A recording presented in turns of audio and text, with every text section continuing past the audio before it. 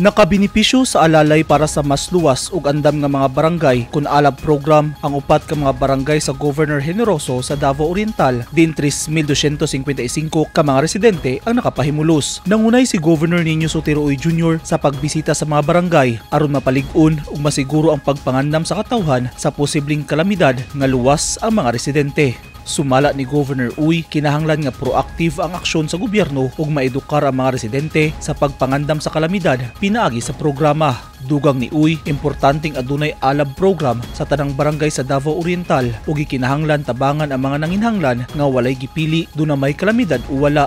Malampuson sab ang gihimong orientasyon kabahin sa proactive disaster preparedness ato sa aktibidad pinaagi sa usa ka disaster information education campaign sa Provincial Disaster Risk Reduction and Management Office aron mas mapataas ang kahibalo sa mga residente mahitungod sa nagkadayang risgo nga hulga sa mga komunidad.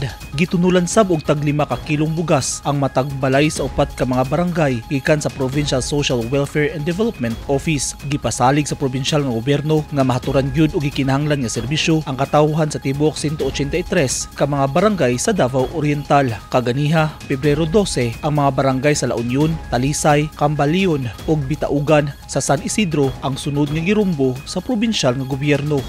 Eugene Hinutan, Newsline Philippines. Stay safe.